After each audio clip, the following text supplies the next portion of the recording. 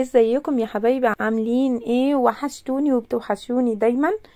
عملت لكم النهارده الجلاش بالكنافه، حاجه كده يعني كل حاجه فيها مظبوطه، اللون والسوا ومورق وطري مقرمش من فوق وطري من جوه، وطعمه حاجه خيال. يلا بينا نشوف عملته ازاي وايه المقادير اللي عملتها. يلا بينا يا حبايبي. هنعمل النهارده صينيه الجلاش بالكنافه. الجلاش دوت انا جايبه زهار بحب استعملها، بس انا قطعت ورقتها ورميتها.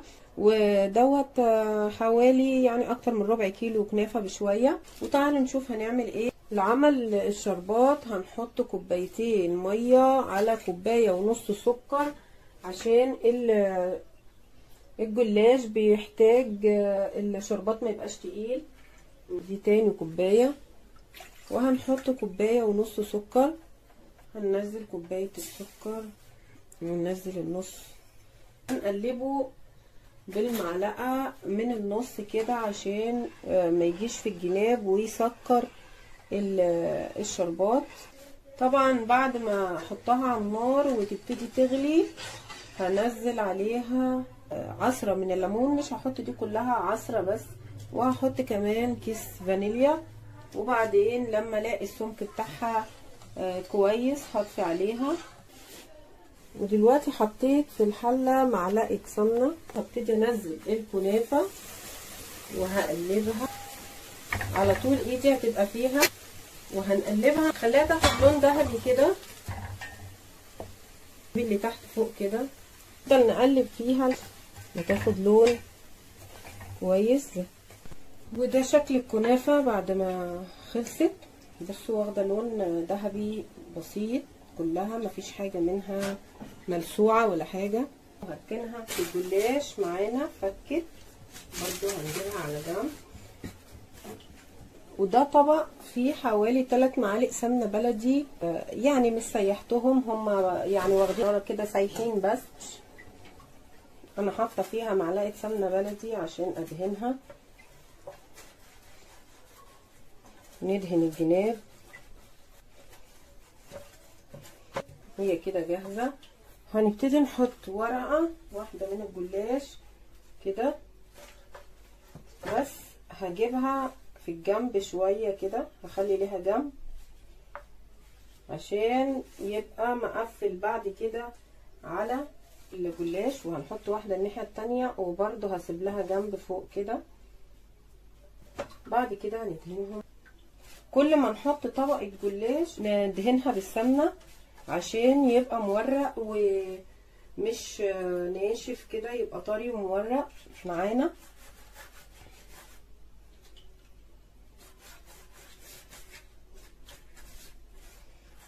نحط الجلاش،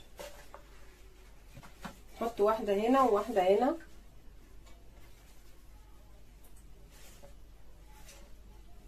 نبتدي ندهنها بالسمنة.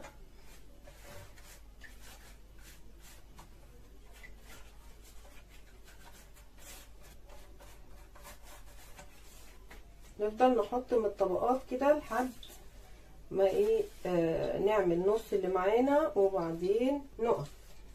هكمل انا شوية كده وبعدين هنشوف هنعمل ايه بعد كده. كده خلصنا صينية الجلاش. هنبتدي نحط الكنافة في النص كده،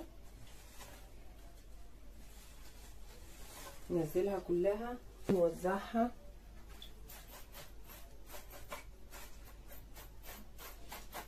هنوزعها كده في كل الصينية،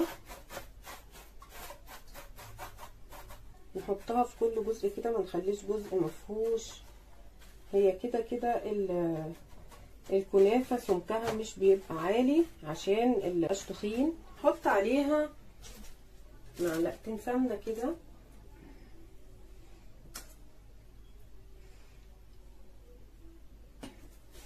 ممكن تحط زبيب جوز الهند سوداني، بس انا هكتفي بجوز الهند بس. هحط رشة جوز الهند، دول معلقة من جوز الهند كبيرة زي ما تحبي. انا هحط جوز الهند بس. هنبتدي برضو نرجع تاني نحط رق من الجلاش.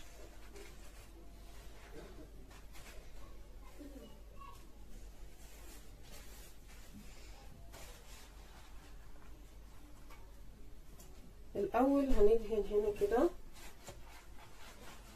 وبعدين هفرد ندهن زي ما عملنا في الاول بالظبط لحد ما نخلص الكمية اللي معانا. هخلص بقية الجلاش وبعدين هوريكم شكل الصينية. والصينية كده خلصت، وكان في طرف صغير من الجنب نزلته قفلته عليها، هقفل الحرف وهنزل من الناحية دي كمان.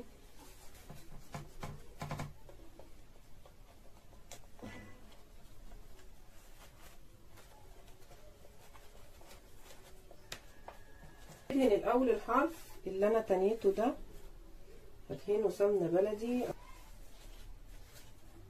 هنبتدي نقطعها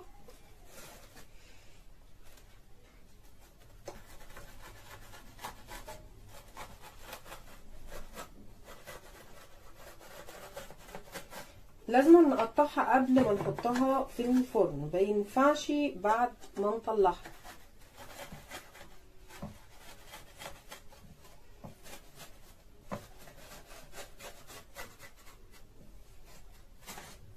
زي ما انتوا شايفين كده انا قطعتها، ومعانا يعني كوبايه من اللبن هنبتدي نسقيها، وبعدين ندخلها الفرن على الرف الوسطاني، ممكن من ربع ساعة لتلت ساعة، وبعدين نديها وش تحت الشواية تاخد وش، وبعدين هوريها لكم. ودلوقتي طلعت صينية الجلاش من الفرن زي ما انتوا شايفين، السوا بتاعها جميل وطرية من اللبن. بصوا كده هي قلبها هش من فوق وطرية اهي، طرية وجميلة من جوه. وكمان عايزه اقول لما بتسقيها لازم تغطيها شويه عشان تشرب كل الشربات اللي بتحطيه لها. ريحتها تجنن بجد، ريحه السمنه البلدي مخليها جميله جدا. تسقيها بالشربات، الجلاش بيبقى سخن والشربات بيبقى بارد. بتسقيها وبعدين بتغطيها لمدة ربع ساعة 10 دقايق عشان تشرب شربات كويس وتطرى. انا عاملة كمية شربات كمان كبيرة عشان عاملة حاجات تاني. انتوا شايفين ان الشربات على الوش كده، بس لما نغطيها هتشرب كل ده.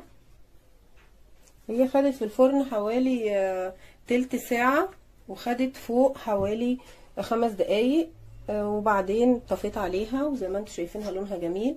هنغطيها لمدة ربع ساعة وبعدين هوريها لكم.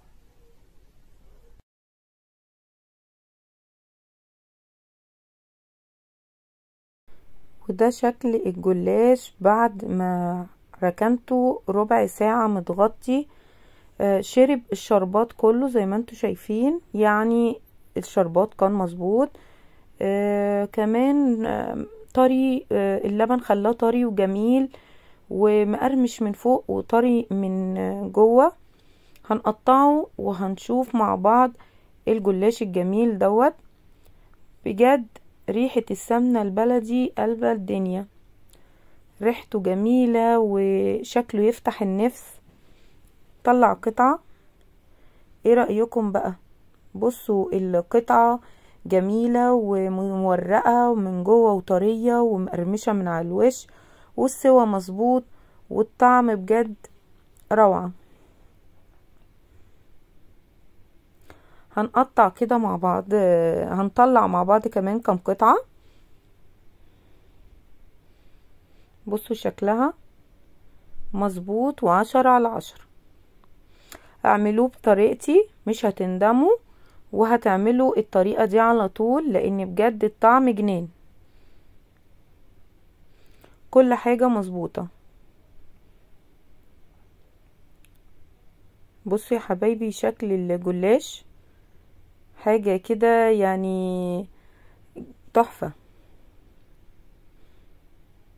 هنقطع بقيته، وعايزاكم تعملوه وتقولوا لي رأيكم. وكمان طعم الجلاش بجد اللبن مخليه روعة مع السمنة البلدي. هندوقه مع بعض بس ما تنسونيش في اللايك والشير وسبسكرايب للقناة وتفعلوا زر الجرس عشان يوصل لكم كل جديد. بصوا الرقاق مورق ازاي، بصوا اقصد الجلاش، اسفة. بصوا مورق ازاي وطري وجميل، شكله روعة. ندوقه بجد حاجة خيال، طعمه تحفة. ما تنسونيش في اللايك والشير، وفي رعاية الله وحفظه، إلى أن نلتقي في فيديو آخر مع مطبخ ومنوعات نهى. رمضان كريم، والسلام عليكم ورحمة الله وبركاته.